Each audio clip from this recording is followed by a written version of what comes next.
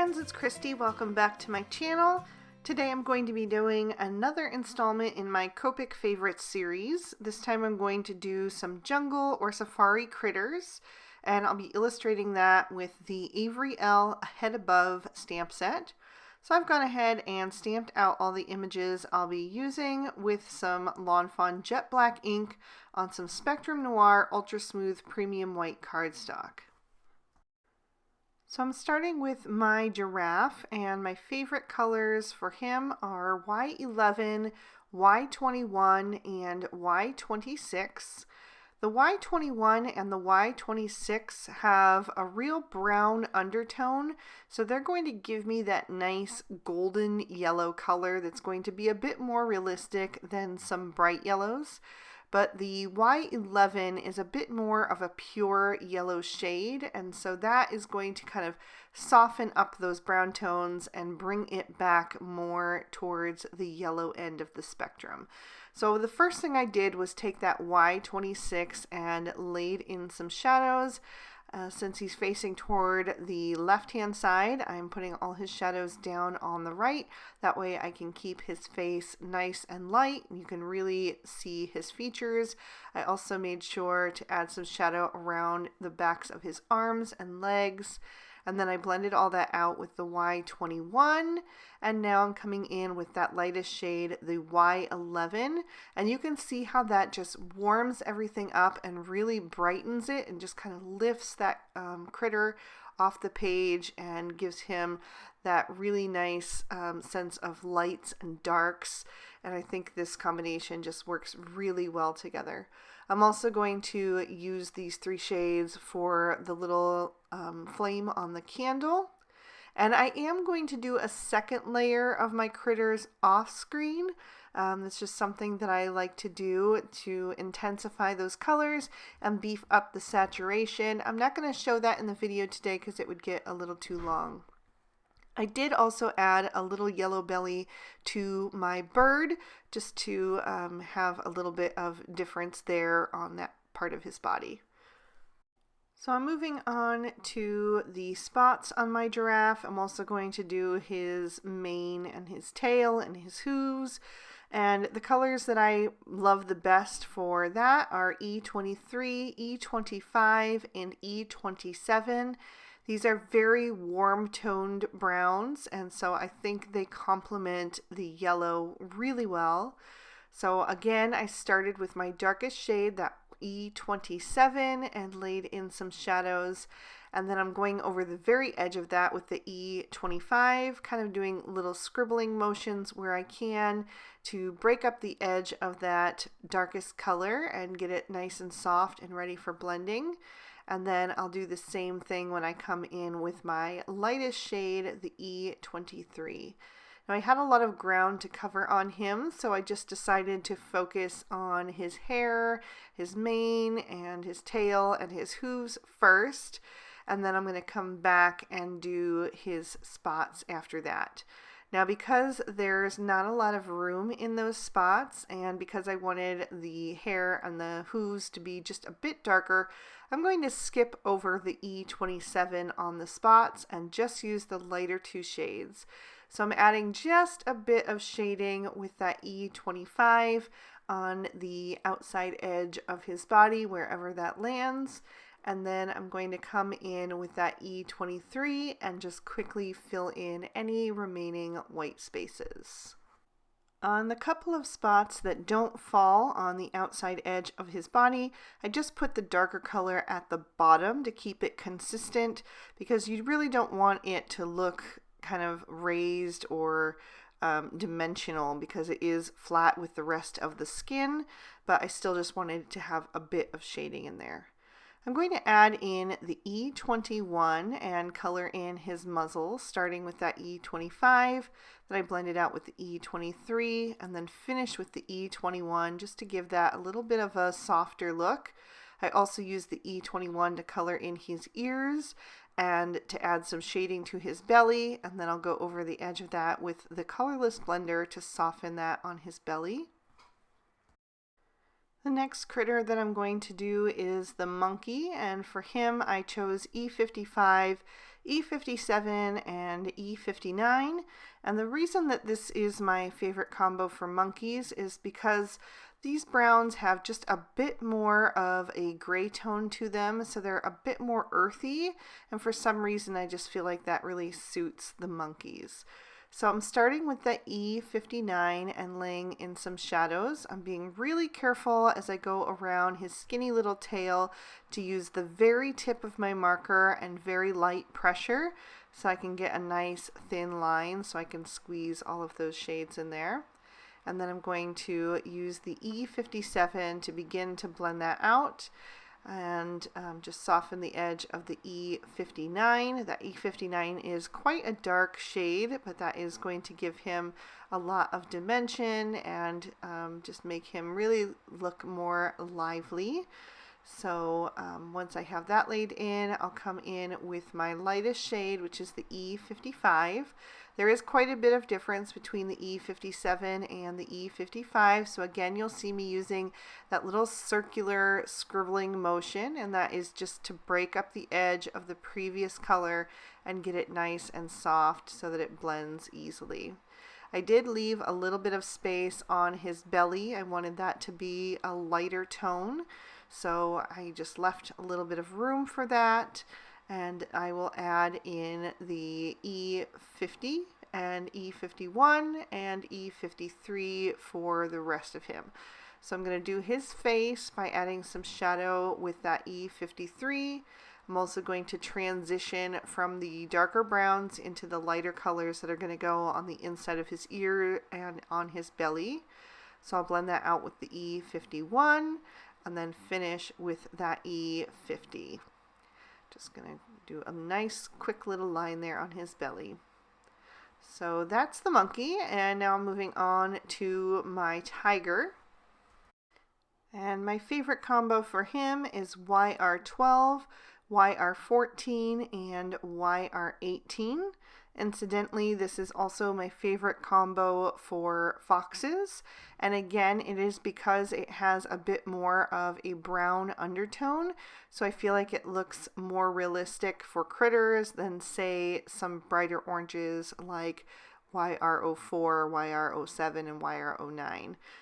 For those are beautiful oranges that would look great for like carrots or some other kind of inanimate objects, but for critters I like something that has a bit more of an earthy tone to it because I just feel like it occurs more in nature and just, you know, seems more realistic. So I'm going to color right over his stripes because they're going to be black anyway, so black is going to cover up the orange, so I don't need to worry about trying to color around them. I started with my YR18 to lay in my shadows, blended that out with the YR14, and now I'm filling in the rest of him with the YR12. Just finish up his little tail there. And then for the whites of his body, I like to use YR000 and YR00. I feel like these are a natural transition from the darker orange into the whiter areas, and it just adds a little bit of something different other than say like a warm gray or a cool gray. I just like these better. So for his black spots, I'm going to use C7, and because they're really narrow, there's not really room for any blending. So I'm just going to color those in solid with the C7, but because he has all of that shading on the rest of his body, he's still going to have the same look of, you know, being dimensional and lifted off the page like the rest of the critters. The bird you could certainly color with a whole different variety of shades, but since I'm doing the jungle or safari critters, I thought I would do something maybe like a green macaw or some kind of parrot. So I chose YG13, YG17, and G46. That G46 just adds a lot of depth into this combo. So I'm going to blend all of that out and then also add in the YG11 to bridge the transition from the green into the yellow belly. So a mouse may not normally be considered a jungle or safari critter, but they certainly do live out there on the savanna. So I thought I would just color him in quickly since he's one of these images, and I am trying to create an entire card using these images as I show you these favorites. So I just quickly did him with some warm grays. I used W00, W1, and W3. And then I'm going to turn my paper so that I can do my elephant, and I'm going to continue with the warm grays. I do prefer warm grays for elephants. Cool grays are also another option, but I just feel like the warm grays are a little bit more true to an actual elephant's hide. So I did add in the W5 as well to make him just a bit darker, and I'm using that to lay in my shadows and just color all around that present where that would be casting a shadow on his body as well.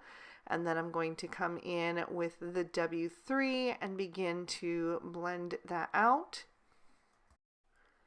So I'm just working my way around the edge of that W5 and really scrubbing over the edge of that shade to get that pigment broken up and try to eliminate any of those harsh lines.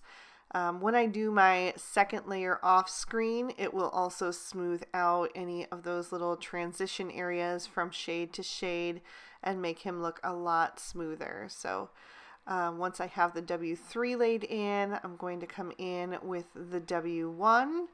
And I'm going to fill in most of the rest of him with that shade. I will leave just a few little places for the W00, but the majority of him is those darker 3 shades there.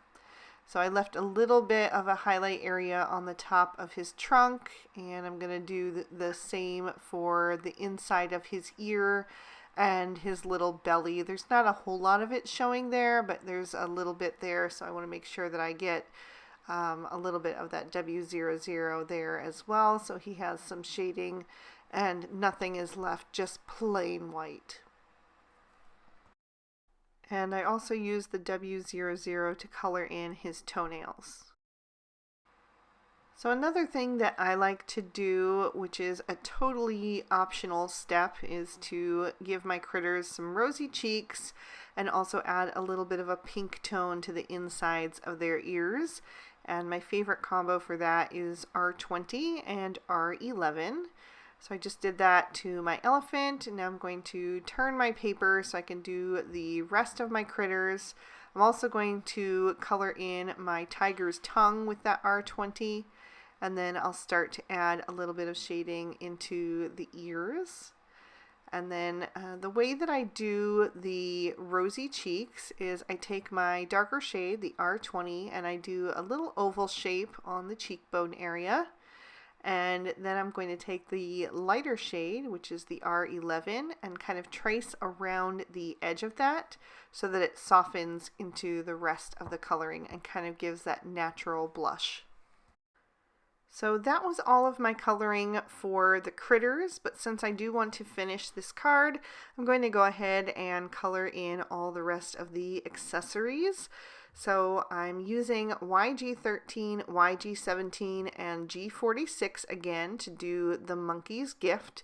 Those are the same shades that I used on my little green macaw, but I skipped the YG11, which I used as the transition shade from the green to the yellow. Then I'm moving on to another favorite combo, which is R22, R24, and R29, and I colored the inside filling of my cake with those shades because my husband's favorite is a cherry filling. So I went ahead and did that. I also colored in the little bow tie with these shades, and I'm going to do one of the balloons so that I have some nice bright pops of red on this card. Red always just adds so much vibrancy, and so I like to scatter it in there whenever I can. And you may have noticed that I'm doing several different light sources. It just depends on the shape of the object. On the cake, I did it on the outside edges to make it look nice and rounded. On the bow tie, I did it where the fabric is gathered in the center where it would be cast in shadow. And then on the balloon, I try to do a ring around the outside edge, but not all the way to the edge. I want a little bit of a rim light and also a soft center to help it look a bit more transparent. So the next combo that I'm going to use is BG11, BG13, and BG15. And I'm going to do the other balloon because I just love red and aqua together. I'm also going to do the little tag on the gift and the candle on the cake that the mouse is holding. So I'm using that BG15 as my darkest. The BG15 is darker than the BG13, even though the BG13's cap is darker.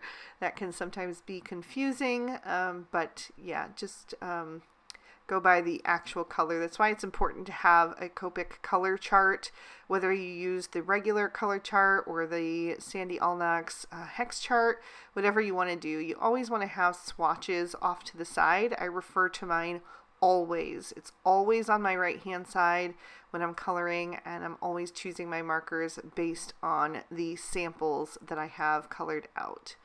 I also decided to add a turquoise or aqua bow to the elephant's gift. So I'm just putting my shading down at the bottom edge there and then blending toward the top on each of those little sections of the bow and also on the ribbon that is wrapped around the gift. And then I'll use the BG11 as my lightest and just fill in the rest of that. Another great reason to always have your Copic color chart handy is that you can use that to match to your pattern paper or your cardstock or ink or whatever additional colors you'll be adding to your scenes. So that's exactly what I do when I'm going to use some pattern paper on the card. The first thing I do is choose a piece of paper or choose the front of the pattern paper pack and pull my color palette from that by holding that up to the chart and finding the colors and the combinations that are going to match as closely as possible. So that's what I'm doing today. So the next color combo that I pulled from there was B34, B37, and B39. And I colored in the bow on the monkey's gift and the plate underneath the cake that the mouse is holding. And then I'm also just coloring in this final gift that the elephant is holding. And this combo in particular does also have quite a wide gap between each of these shades. So I'm just working my way over each of those colors and making sure everything is nice and smooth. And I will do my second layer on that as well. So my last combo that I'm going to use today is E43, E44, E47, and E49. I really like this combo for chocolate because it has a really earthy tone. It has some gray tone in it, so it really just looks like dark chocolate to me. I started with the E47 for the cake, and then I'm blending out with the E44, and then bringing in the E43 for the highlight. And then when I come to the frosting, or in this case chocolate ganache, that's when I'm going to pull in that E49 and make it look really deep and dark. I love dark chocolate, it's my favorite. So I wanted to go really dark and bold with that. So then I'll blend the E49 out with the E47 and save a little bit of room for the E44, so that has a nice highlight as well. So now I wanted to add a few additional details with a white gel pen. So I'm going to add a little streak to each of my balloons and some little dots as well, just to make it look nice and shiny. And I'm also going to add some polka dots to my green gift that the monkey is holding, just using tiny little dots there to create that pattern. And I also wanted to add some detail to my chocolate ganache and make that look shiny as well. So I'm going to add a little bit of white detail to that. And then finally, I'm going to turn my paper and add a pattern to the gift that the elephant is holding so that it looks like wrapping paper. So I'm just doing some diagonal stripes and making sure to also include the lid. And then I'm going to turn my paper just a little bit so that I can do the stripes in the opposite direction to create a plaid.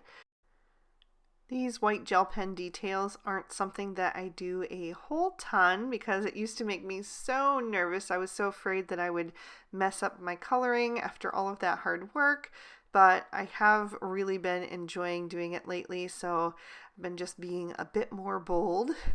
I'm going to take a black gel pen and go over the eyes of all of my critters just to make them stand out and get nice and bright and shiny. I think this is an extra step that just really brings your critters to life. So I'm going to dot those in really quickly, and then I'm going to trim these images out with their matching dies, along with the pennant banners that I was coloring off to the side as I did this, just to save some time in the video.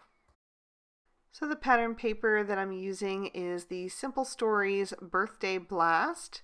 And I'm going to flip through until I find the pattern that I wanted to use. It has this kind of confetti print to it. And then I needed an additional print to use for the ground for my critters to stand on. So I ended up deciding to go with this lime green polka dot. So I'm going to trim these out. I'm going to use the Sunny Studio Slimline Scalloped Frame dies. I'm going to take that inner die that has the stitch detail on it, and I'm going to die cut both of these panels. And this pattern paper, which is 6x8, fits perfectly with these dies. I'm also going to take one of the Sunny Studios Slimline Basic borders and use that to cut out my ground. I'm also going to take the outer die with the scallop border there and die cut that out of some white cardstock. And then I'm going to trim down a piece of 8.5x11 cardstock to make a slimline card. I cut that down at the 7-inch mark, and now I'm going to score that at the 3.5-inch mark. And I usually have to go down just as far as my scoreboard will allow and then turn it around to do the rest of the length. And then just fold that up and make sure that the corners match up. And I'll smooth that out with my Lawn Fawn Teflon bone folder so that everything is nicely creased and it doesn't leave any shiny marks behind. I'm going to start assembling my card by adhering the white scalloped border piece to my card front with some liquid glue. And that cardstock, by the way, is Lawn Fawn's Blue Jay cardstock, the blue card base. So I'm just making sure that that is lined up nice and straight, and then I'm going to take my pattern paper confetti print and adhere that in the center of the white scallop. And then I'll take the green polka dot piece and add some more liquid glue to the bottom of that and adhere that so that it looks like some grass or some ground, whatever you want it to be. Before I get any farther, I wanted to work on my sentiment, so I'm taking the Avery L Speech Bubbles stamp set, and I'm stamping out one of the speech bubbles first. I like to do the speech bubble and then line up my sentiment inside that. I'm using the one that says Make a Wish, and then I also added one of the little tiny, looks like raindrops, just to kind of fill in that space there. I stamped that with Lawn Fawn Jet Black ink, which is the same ink I used to stamp my images. And now I'm going to create an insert for the inside of my card since my cardstock is so dark. So I die cut another piece of white cardstock with the same die that I used for the confetti pattern paper. And now I'm stamping with Lawn Fawn Deep Sea ink. And I did the tiger again and then Happy Birthday Party Animal. So I'm going to glue that insert in before I get any farther, and I'm going to just line that up in the center so that I have an equal amount of border on all 4 sides and smooth that down into place.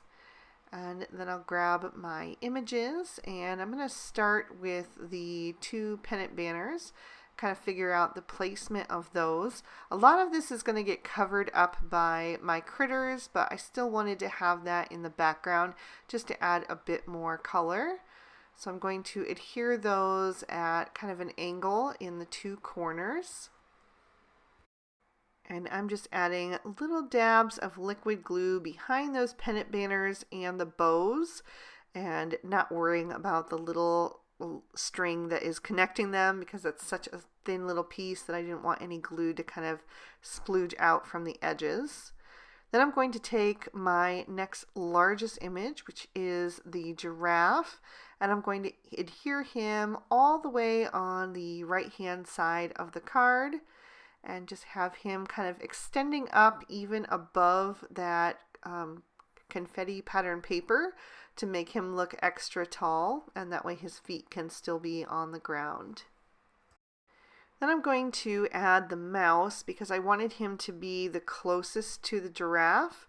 So to get the rest of the critters spaced out correctly, I needed to have him in place first, because I needed to make sure that that candle would be right in front of that giraffe's mouth. Then I'm going to take the elephant, and I'm going to add him next in line. So all of these friends are going to be kind of marching up to the giraffe. It's the giraffe's birthday, and they're bringing him their gifts and their baked goods, whatever they have brought to celebrate. So I was trying to figure out where I wanted my tiger, but I decided to put him last in line because I wanted to have some room for that sentiment speech bubble right above the monkey, since he's the shortest, and I wanted to have as much space as possible and try not to cover up too much of the pennant banners, as little as possible. So that highest point of the pennant banners was the perfect place to adhere that sentiment speech bubble. So I'm going to add that so that it's right above him, and it works really well since he's kind of looking up. It looks like he's kind of the one speaking there for everybody. And then the little bird I'm going to add to the space in between the 2 banners to just fill that up so it doesn't look so empty. And the tiny bow tie I'm going to add to the giraffe's neck so that he can be dressed up for his party. As a finishing touch, I'm going to add some Stardust Stickles, which is my favorite embellishment. You do have to be careful with any kind of liquid embellishment like this when you've also used white gel pen, because it will make the gel pen dissolve. So I have to be really careful to only add the stickles where the white gel pen is not going to go. So I added it to the balloons far away from the shine marks, and to the little party tag on the monkey's gift, to the cherry pie filling on the cake, and to the giraffe's bow tie, also to the bow on the elephant's gift. So there's a look at all of the sparkle and shine, and I'll give you another peek at the inside. I hope you guys enjoyed this one and found it helpful. If you did, please be sure to hit that like button and subscribe. That lets me know that you're interested in more videos like this. And I may do a second installment of Jungle Critters using some different animals if you guys are interested. So leave me a comment down below. You can also check out my playlist. I also have Woodland Critters up and some other helpful videos in this Copic Favorites series. Make sure to ring that notification bell so you don't miss any future videos. I post new ones every Monday and Friday. And if you're interested in any of the products I use, you'll find them listed and linked down below. Thank you guys so much for watching. I hope you have an amazing day. Bye-bye.